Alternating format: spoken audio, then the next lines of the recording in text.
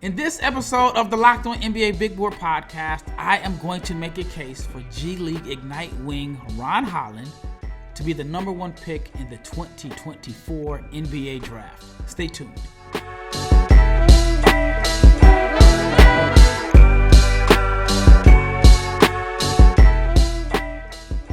Big shout out to each and every person that has made the Locked On NBA Big Board podcast your first listen of the day. Whether it's your first, your second, or your third, I appreciate each and every listen. If you're not subscribed to the YouTube channel, please subscribe. Like, share, comment. Make sure that you click the bell so you can be notified each and every time we drop a podcast, because the NBA Big Board crew, which is me, my brother James Barlowe, Richard Stamen, and Leaf Tulane, we are dropping draft content 5 days a week. March is here. March Madness is around the corner, the NCAA tournament. Well, prior to that, you got the conference tournaments. And then my favorite time of the year, draft season. A lot of teams are, it's pretty much set in stone that they are going to miss the playoffs. And if you are a fan of the Spurs or the Hornets or the Wizards or the Trailblazers, it is time for you to really start diving into NBA draft content and find out which prospects your team may target with the potential number one pick in the 2024 NBA draft. And I did a series this week. I covered Alex Sarr, Nikola Topic, Zachary Risache, Cody Williams, Matas Buzelis. And today I'm going to talk about Ron Holland. Now, Ron came into the season as the projected number one pick.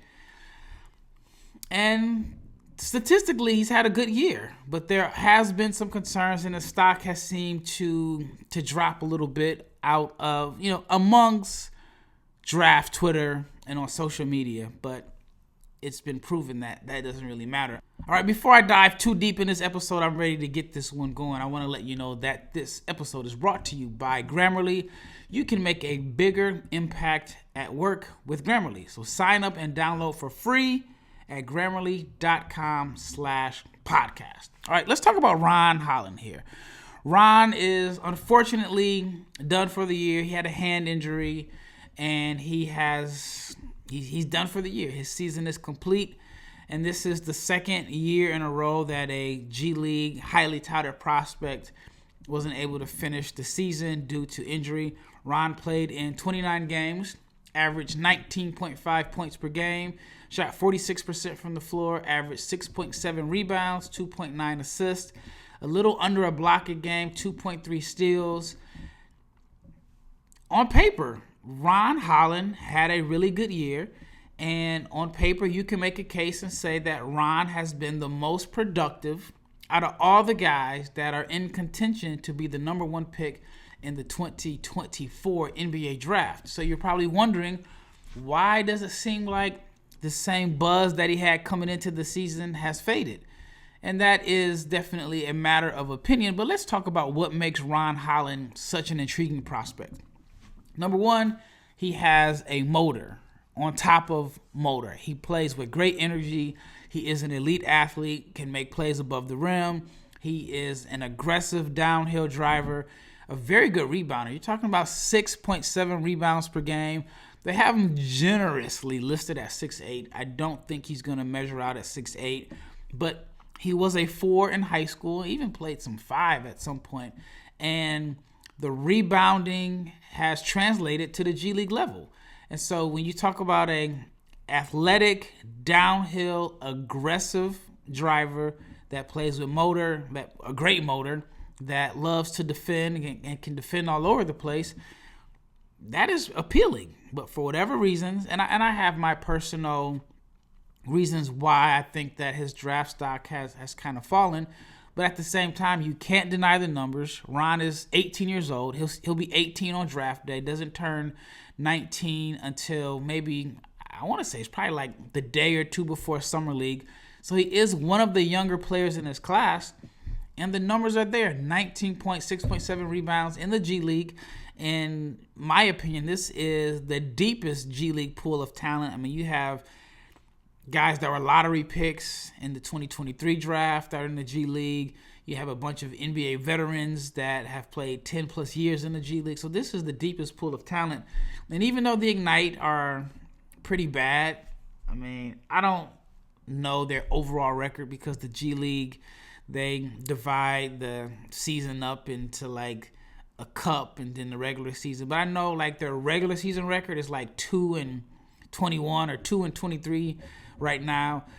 And his style of play has, I guess you can say it's an acquired taste. I guess that's the best way to describe it. But overall, the production is there. You can't deny the production. Like I said, he's a good athlete.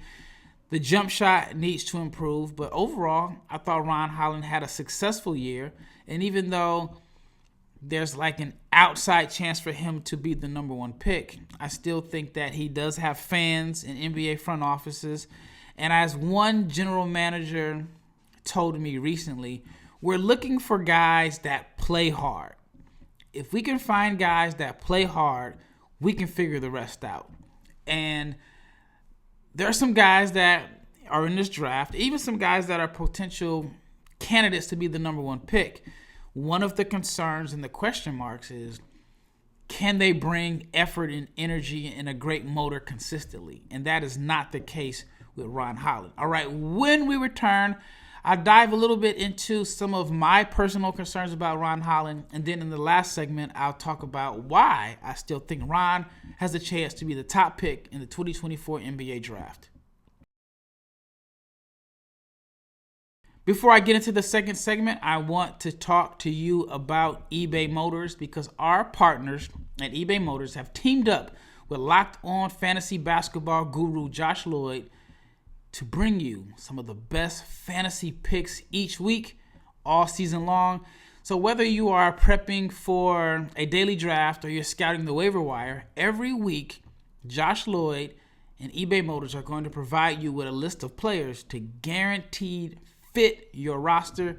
Keyword, guaranteed. So let's see who Josh has picked out for this week's eBay's Guaranteed Fit Fantasy Picks of the Week.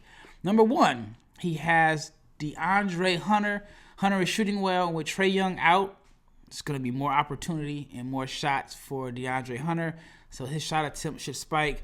Another player that Josh has picked is Benedict Mathurin. Mathurin hasn't been the most consistent, but he is posting career numbers, and Josh believes that when he's rolling, he is worth a shot, and the Pacers offense is putting up a lot of points, so the opportunities are going to be there. So those are Josh Lloyd's picks. And Josh is here to help you and your fantasy team win. And eBay Motors knows a thing or two about winning and championships. And they understand that it's all about the right fit. And it is the same for your vehicle. They have over 122 million parts at eBay Motors.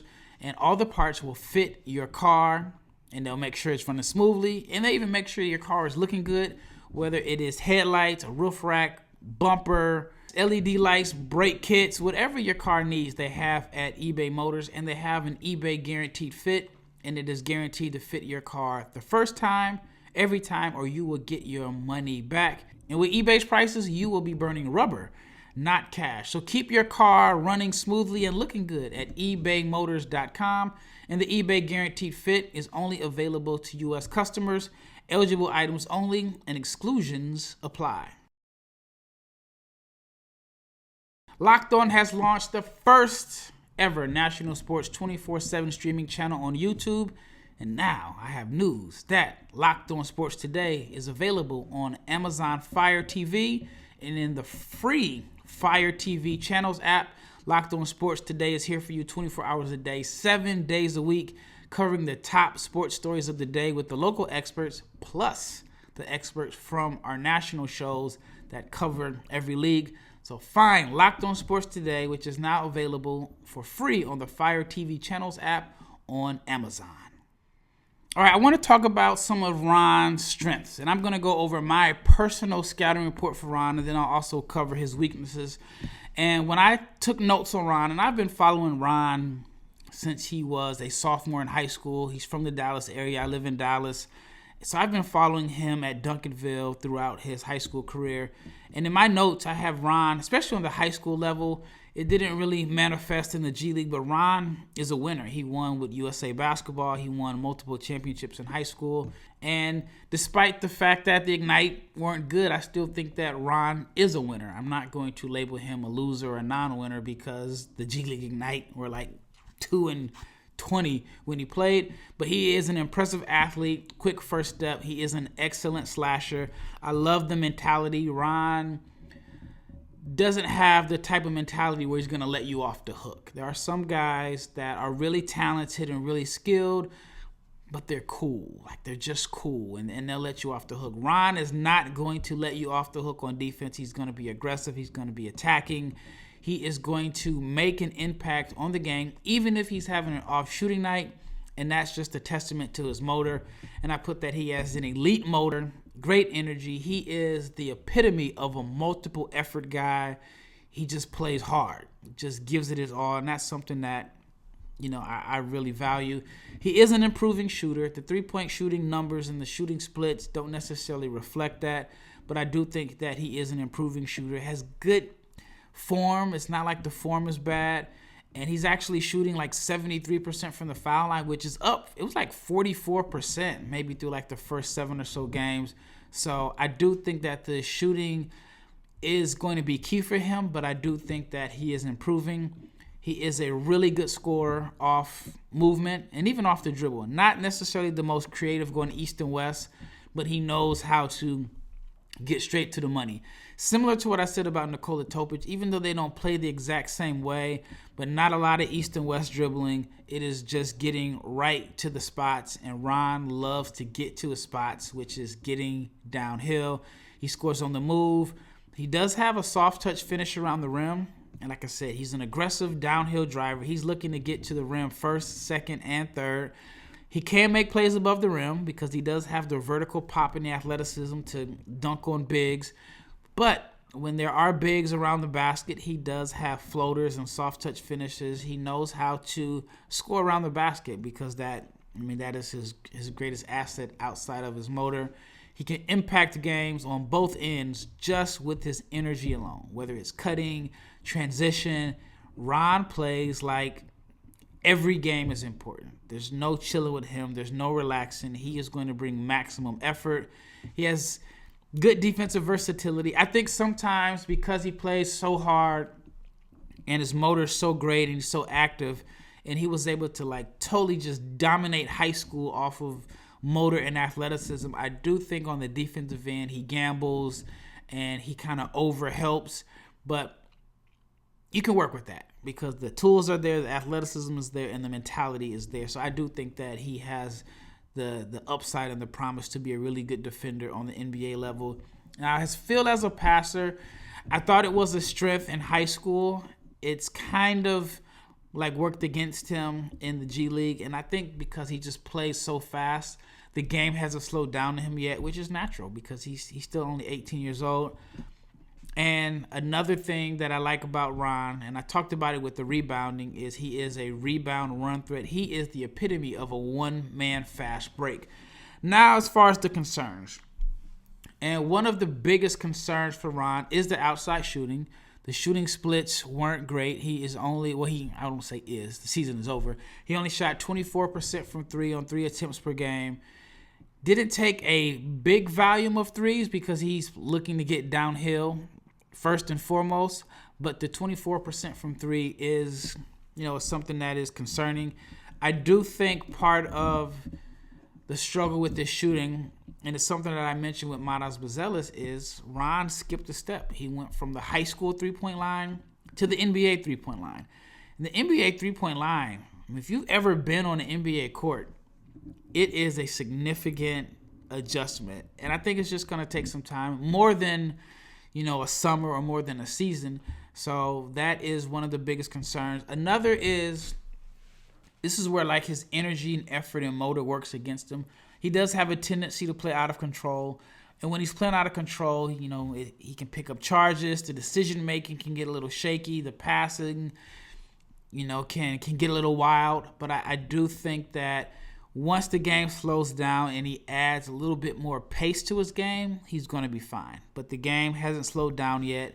And the same energy and motor and speed and athleticism that made him a phenomenal high school prospect sometimes works against him in the G League because you can speed him up. If you pick him up full court, you know he's hitting that turbo button and he's going right to the rack. And then sometimes, a smart defender knows when to step in the paint. He picks up charges, and he does have a tendency to play out of control, which leads to the turnovers. But he did cut down on the turnovers as the season went on. He had a game where he had 11 turnovers in like the third or fourth game of the season.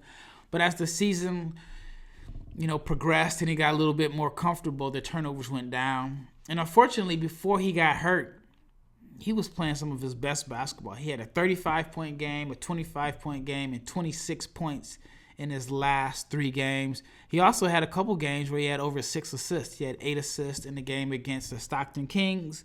In his last game against the Wolves, he had 26 points, 11 rebounds, 6 assists. But unfortunately, he was 0 for 5 from 3. He missed his last 8 3-point attempts. But the game before that, he was 4 of 6. So shooting consistency is going to, in my opinion, determine what Ron ends up being in the NBA. Now, another concern is how will he look in a lower usage role? Like, he had a pretty big usage role with the Ignite, but how does it look when it's scaled down, especially if he's an inconsistent shooter? So I think this offseason it's going to be a lot of reps as a shooter, because he's not going to have the freedom that he had this season next year in the NBA. I think it's highly unlikely, and no matter where he goes in the draft, like I said, he's just not going to have that type of freedom. So you're going to have to wonder, what does he look like in a scaled down role?